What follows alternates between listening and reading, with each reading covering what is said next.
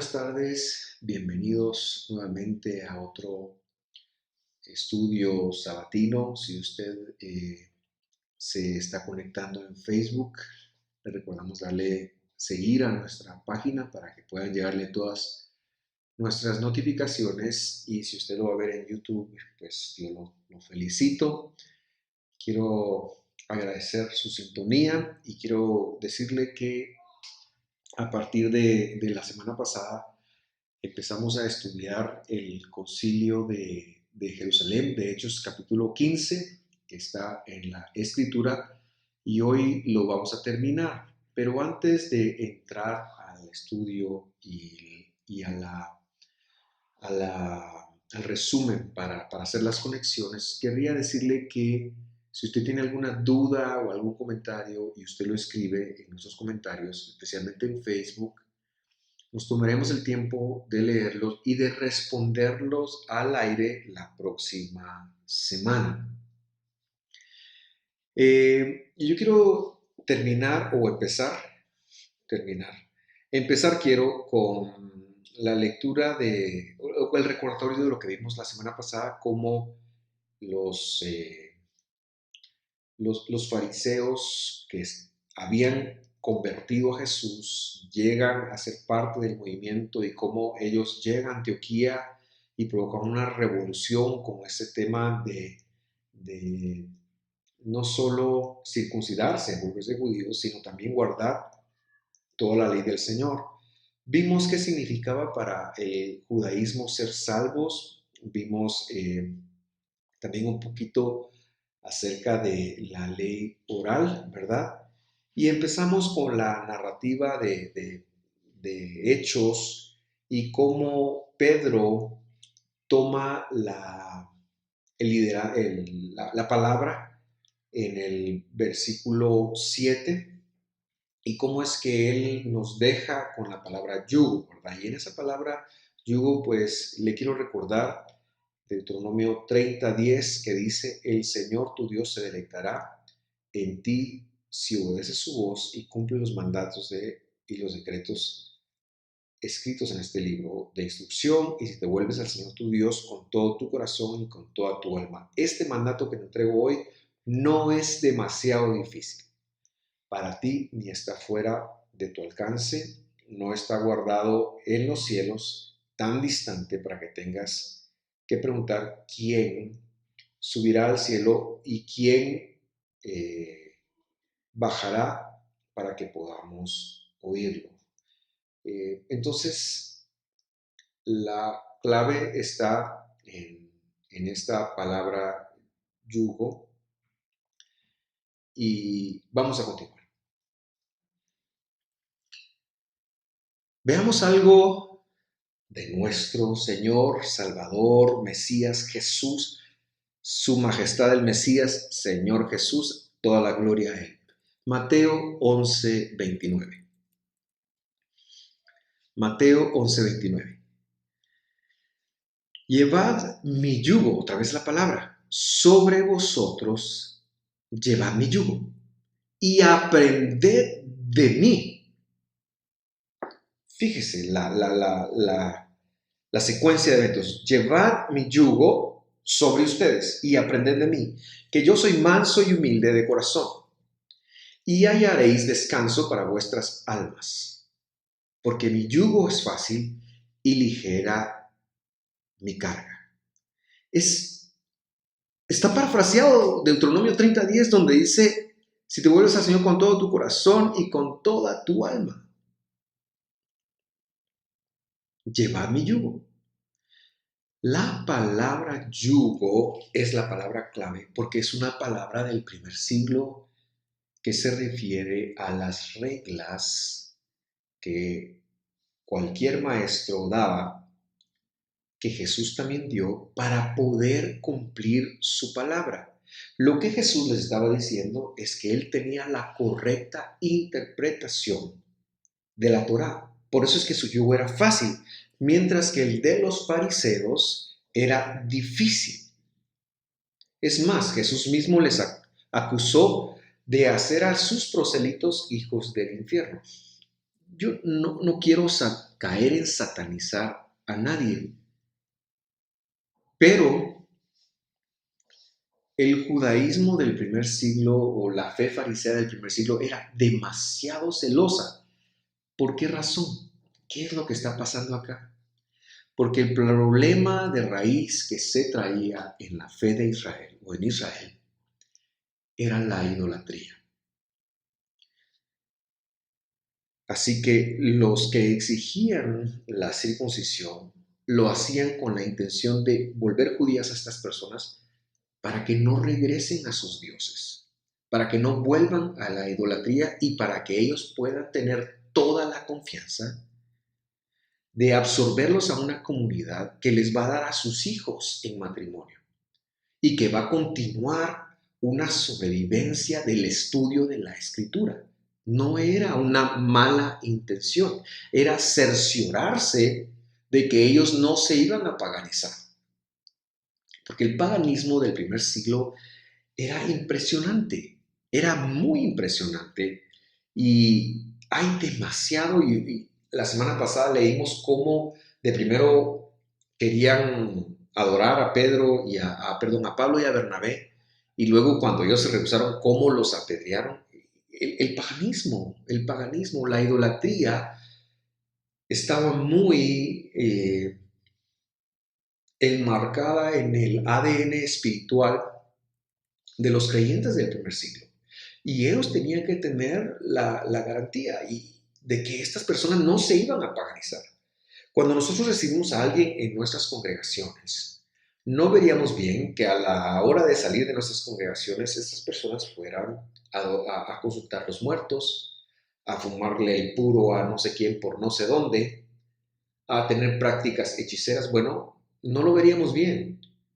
El fariseísmo está diciendo, ¿cómo nos aseguramos de que sea así? Hay que circuncidarlos y hay que exigirles que guarden los ritos de la ley oral.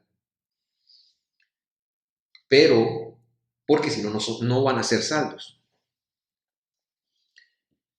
Y eso, aunque es,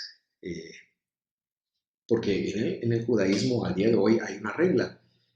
El que le pone menos exigencia a la Torah está mal, el que le pone más está bien.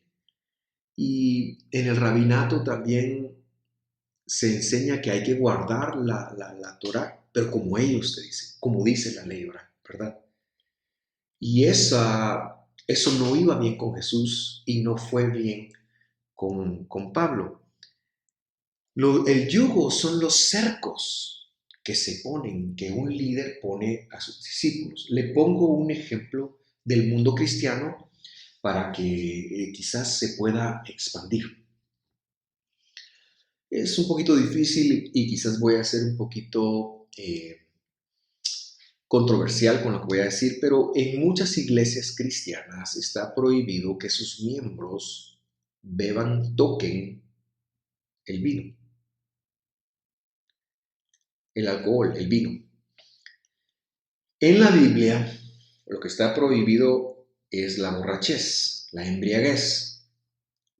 Sin embargo, el ceder de Pesaj o la cena del Señor se hacía con vino, se hacía con vino. Y seguramente hay pastores que prohíben la ingesta de vino para sus miembros porque quizás lo hacen, voy a pensar bien, con un corazón para cuidarlos. No tengo problema con eso. Eso no tiene problema. La Biblia no dice que no pueden hacerlo.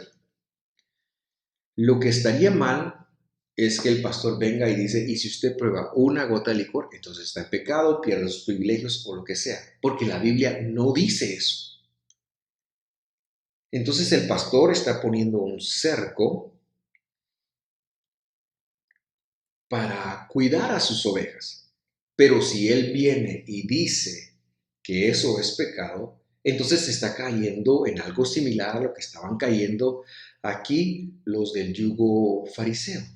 Espero darme a entender con eso, porque no estoy diciendo que vamos a salir a embriagarnos. No. Quiero repetir que la borrachera se condena como algo que no se debe de hacer. No os embriaguéis con vino en lo cual hay disolución, ¿verdad? No lleguen a embriagarse, no lleguen a embriagarse.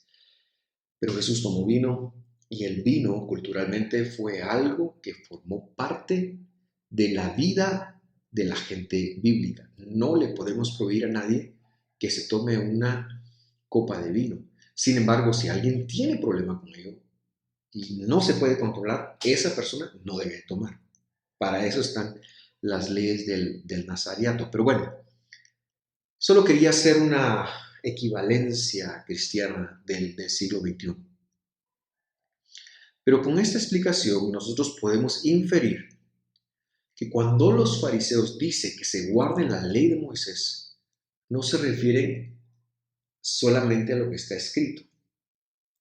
También se refiere a todas las reglas del fariseísmo para guardarlos de esa forma, empezando con convertirse en nacionales judíos. Y Pedro y Pablo dicen no, porque eso, la salvación es por gracia. Y eso es lo que está ocurriendo acá, ¿verdad? Eso es lo que está ocurriendo acá. Pedro termina diciendo en el versículo 11, volviendo a Hechos, antes por la gracia del Señor Jesucristo, del Señor Jesús, el Mesías, creemos que seremos salvos como también ellos. Y Pedro aquí está diciendo, la salvación es por gracia. Palabras de Pedro que van en contra de esta herejía y que seguramente justificará lo que Pablo después escribió en su carta a los Gálatas. Verso 12. Toda la multitud cayó. Ahora se ha vuelto una situación en donde hay mucha gente ahí. Y empiezan a oír a Bernabé y a Pablo. Y estos están contando cuán grandes maravillas y señales Dios ha hecho por ellos entre los gentiles. Versículo 13. Y después que ellos callaron, Jacobo respondió diciendo, varones hermanos, oídme. ¿Quién es este? ¿Y qué pita toca acá? Bueno, es el líder de la congregación, el líder de los ancianos. Es la persona que va a juzgar y a quien se le hizo caso. Es hermano de Jesús, probablemente el anciano principal, y el escritor de la mal llamada Carta de Santiago. La carta debería de llevar su nombre Jacob. Jacob es su nombre en hebreo. Jacob es su nombre, o Jacobo es su nombre ya latinizado.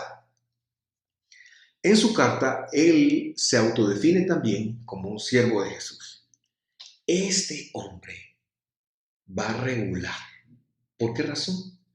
Porque es el líder de la congregación local, la cual también es líder de todas las demás congregaciones, por lo menos hasta el Concilio de Jerusalén.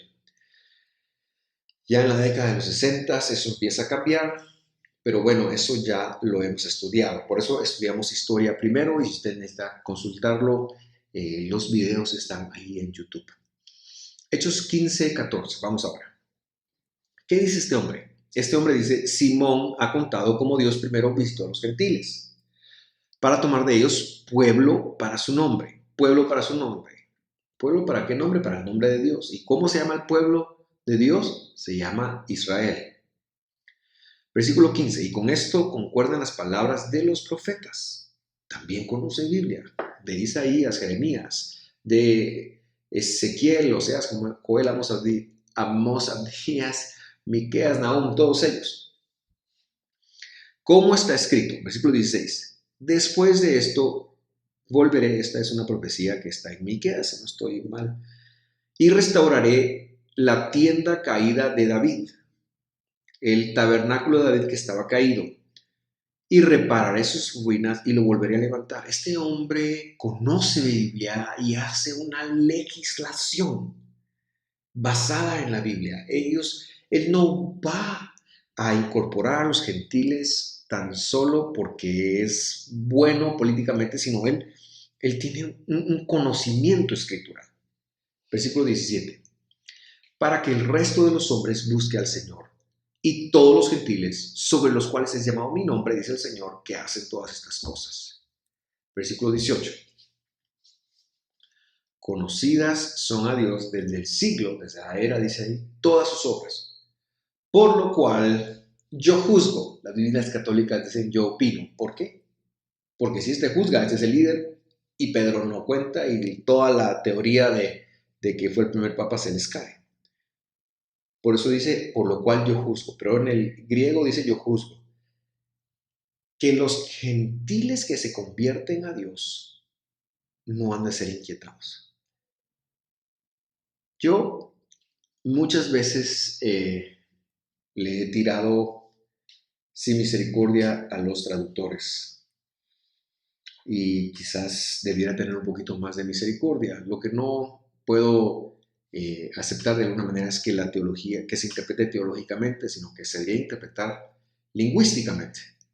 Pero acá la interpretación es correctísima. Yo juzgo es lo que está interpretando, así que también me quito el sombrero y les aplaudo, ¿verdad? Porque algunos lo ponen a opinar, pero Jacob juzgó.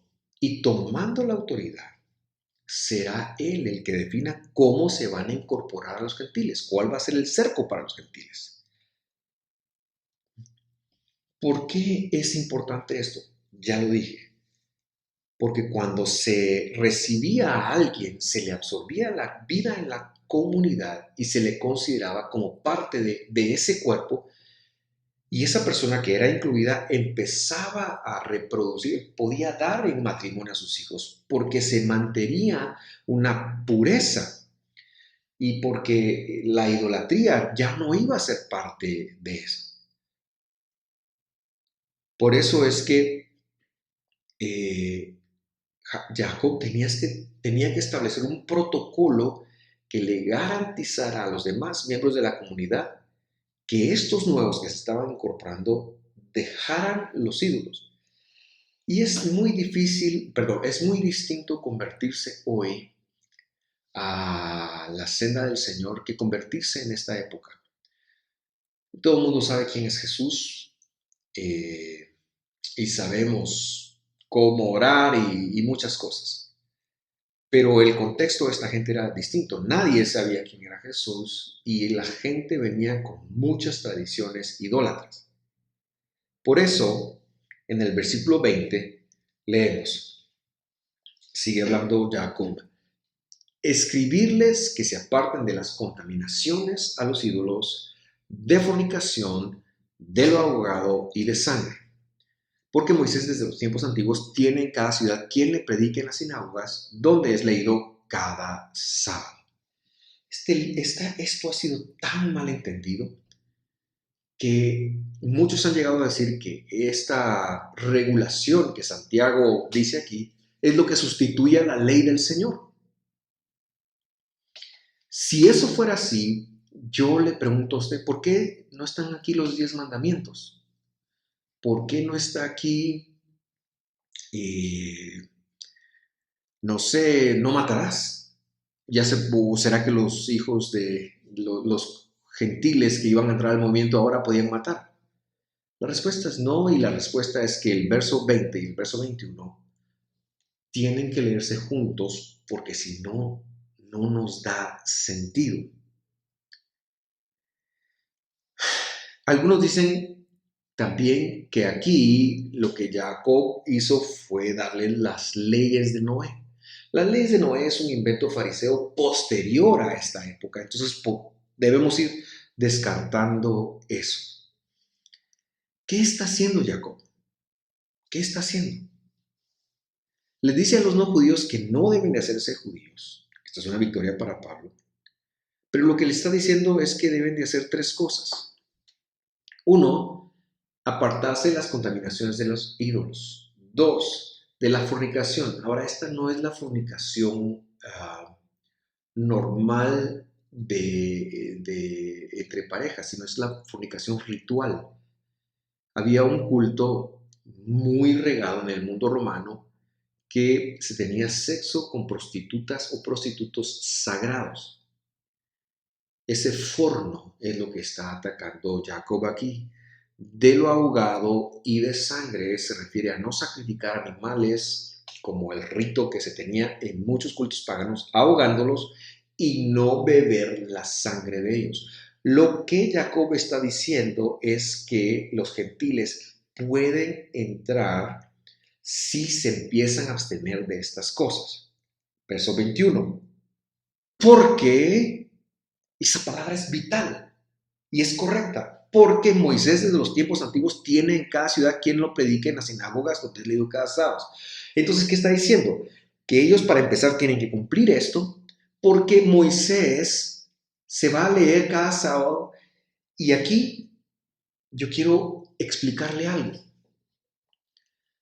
Desde la época de Esdras se sectorizó la lectura en todas las casas de estudio hebreas. Eso es algo que sigue vigente en secciones. En hebreo se conoce como parsha. Entonces la parsha es una sección de la escritura que se lee en el mundo judío en todo el mundo. El sábado pasado se leyó, para que usted lo sepa, se leyó la parsha de Pinjas o Fines.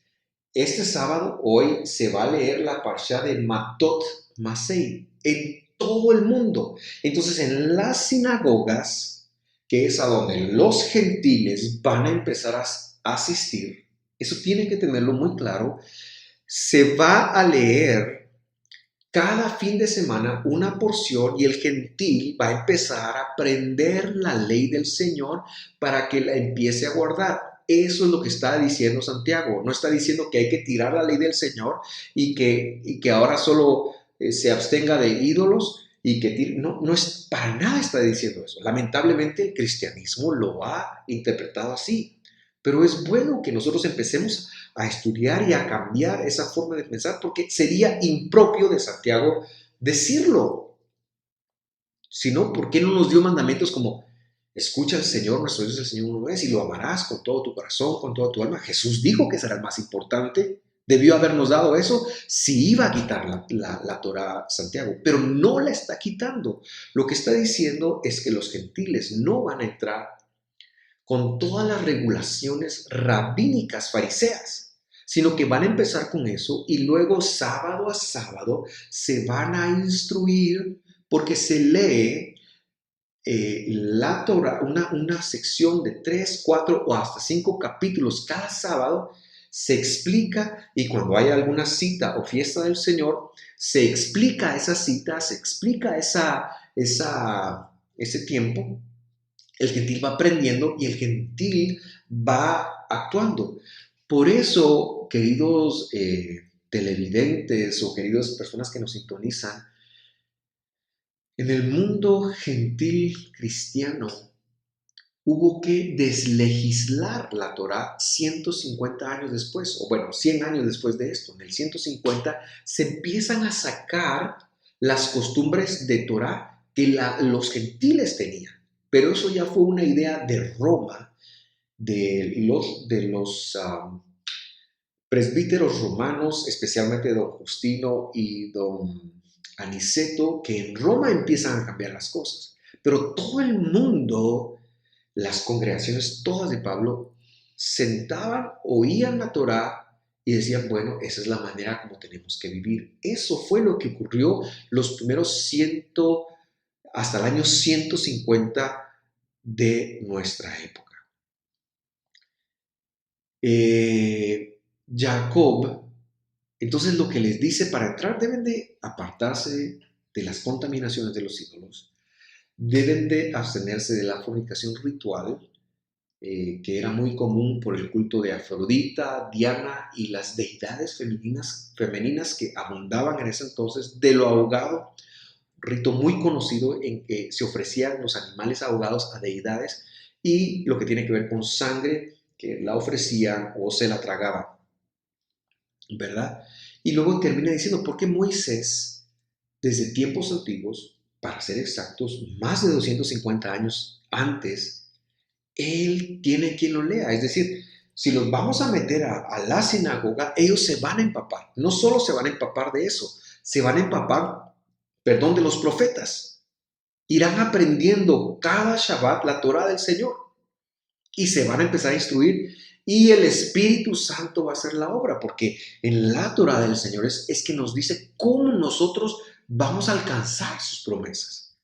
Entonces, en las comunidades de Pablo, la liturgia, en las sinagogas, en Gálatas, en Efesios, en Corintios, en Filipo, todos los lugares donde Pablo escribió, la liturgia empezó a ser, se empezaba con el Shema Israel, Adonai Eloheinu, Adonai Echad, Baruch Shem Kivó, Malchuto Leolam Baed, Deapta et Adonai Eloha, Behol Eloha, Kol Nashfa, Kol Meodeja.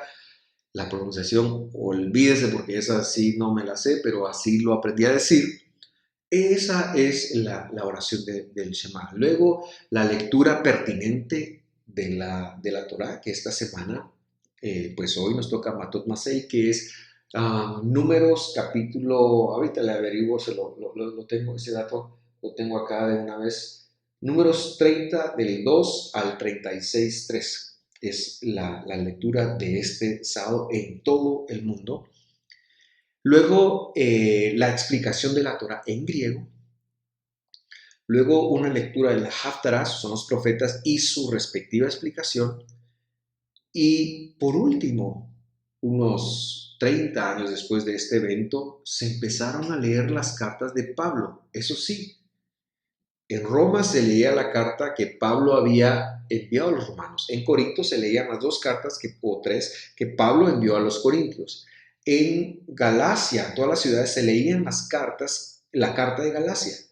No es hasta, sino el siglo IV, donde se canonizan esas cartas que recogen la riqueza de Pablo, que esto se une al canon. Pero en la época en que estamos, se leía solo la carta de esa ciudad. Veamos el resumen final que el concilio nos deja antes de terminar. Versículo 22. Perdone, pero es que estoy ametrallando aquí a palabras. Pero ya vamos a terminar. Entonces pareció bien a los apóstoles, ahora ya aparecen los apóstoles y a los ancianos, con toda la congregación, enviar varones escogidos de ellos a Antioquía con Pablo y Bernabé, a Judas, que tenía por sobrenombre Barsabás, y a Silas, varones principales entre los hermanos. Versículo 23. Y escribí por mano de ellos, los apóstoles y los ancianos y los hermanos, a los hermanos de los gentiles que están en Antioquía y en Siria y en Cilicia. Salud. No dice salud, decía shalom. Y creo que de hoy en 8 nos toca qué quiere decir esa palabra, pero dejémoslo para entonces. Versículo 24. Por cuanto hemos oído que algunos que han salido de nosotros, se refieren a los judíos, a la secta de los fariseos, les han inquietado con palabras, trastornando vuestras almas, exigiendo circuncidaros y guardar la ley, a los cuales no mandamos. No quiere decir que no mandamos esto, sino que no los enviaron ellos, sino que ellos de su iniciativa fueron. Nos ha parecido bien, versículo 25, congregados en uno, es decir, en unidad, enviar varones escogidos a vosotros con nuestros amados Bernabé y Pablo. Hombres, 26, que han expuesto sus vidas por el nombre de nuestro Señor Jesús el Mesías. Así que, versículo 27, enviamos a Judas y a Silas, los cuales también por palabra les harán saber lo mismo, que ha parecido bien al Espíritu Santo y a nosotros no imponeros ninguna carga más que estas cosas para empezar, o estas cosas necesarias. La intención de estas cosas necesarias, es decir, ese es el punto donde van a empezar ustedes. ¿Por qué? Porque como lo dijo el versículo 21, Moisés tiene quien lo lea, van a seguir leyendo. Y entonces, él dice en el versículo 29, que os abstengáis de cosas sacrificadas a ídolos, de sangre, de ahogado y de fornicación. Es lo mismo, solo que en un orden distinto. De los cuales, al guardarse, lo haréis bien. Para empezar, pasando bien.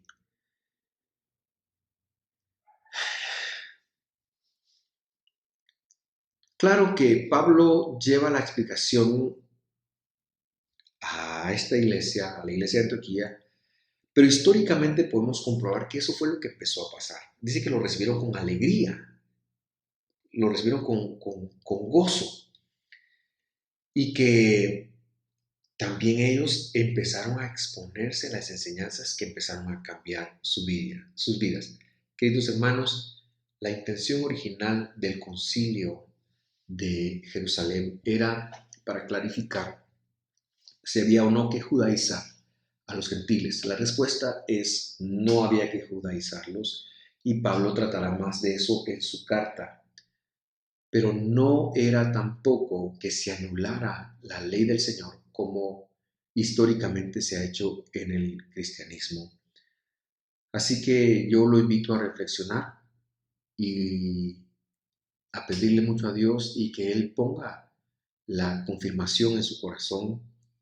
Pero si usted se va al original y al contexto original, al original griego y al contexto original, seguramente usted va a llegar a una conclusión muy similar a la que estamos llegando en este momento. El resumen es, 1. No es necesario ser judíos. Los gentiles pueden ser salvos y pueden heredar las promesas de Israel, basados en la gracia del Señor Jesús. Eso es vital. Número 2. La circuncisión es una señal del pacto. Es eso, una señal. Pero somos salvos por gracia. Número 3. Judaizar no es cumplir la ley del Señor, no. Judaizar era exigir, en este contexto, era exigir la circuncisión como signo de salvación, o sea, exigirles que se hicieran judíos. Y número 4, a los gentiles se les permite entrar, pero deben de abstenerse de idolatría para ir poco a poco aprendiendo los conceptos de la Torah escrita para renovar su mente. Ese es el contexto de Romanos 12, cuando Pablo dice, renovad el espíritu de vuestro entendimiento, etcétera, etcétera. Es la escritura que Jesús dejó en sus promesas, en su Torah, en toda la escritura, la que nos va a renovar el entendimiento. Esto, mis queridos hermanos, es consecuente con la historia. Yo le invito a evaluarlo, a pensarlo y también si usted tiene alguna duda, lo invito a plantearla y lo invito a que si usted de alguna manera tiene algún conflicto con eso, no lo deseche, estudie, busque y pida la guía del Espíritu Santo.